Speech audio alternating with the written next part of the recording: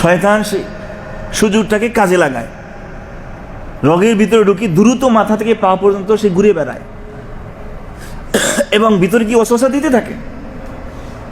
আল্লাহ তাআলা তো এই জন্যই বলছেন ওমিন শাররি নাফাসাতি ফিল উকাদ ওমিন শাররি হাসিদিন ইযা হাসাদ আল্লাযী ওয়াসওয়াসু ফি সুদুরিন নাস।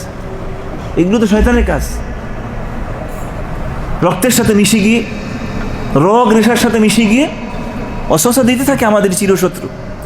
ওই শত্রুর রাস্তাটাকে কনজেস্ট করা, তাদীক করে ফেলা, এটি হচ্ছে সিয়াম পালনের অন্যতম একটি প্রশিক্ষণ। প্রিয় বন্ধুরা, আমরা শুধু রমাদান নয়, রমাদানের পরেও যে সাপ্তাহিক সিয়ামগুলো রয়েছে, মাসিক সিয়ামগুলো রয়েছে, আইয়ামে বিজের কেন রাখা দরকার?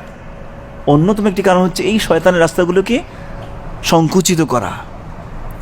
কারণ আপনি যখন খুব বেশি খাওয়া দাওয়া করবেন, রক্ত চলাচলের সাথে সাথে শয়তান আপনাকে ডিস্টার্ব করবি, ভিতরে ঢুকবি। কারণ ভিতরে ঢুকার রাস্তাগুলো আমরা ওপেন করে রাখি, সকাল সন্ধ্যার আজকারগুলো নিয়মিত আদায় হয় না, এরপরে অন্যান্য জীবন ঘনিষ্ঠ দোয়াগুলো কোনো না কোনোভাবে ছুটে যায়, শয়তান সুযোগ পায় ভিতরে ঢুকার, আর ভিতরে ঢুকে সে এগুলো করতে থাকে।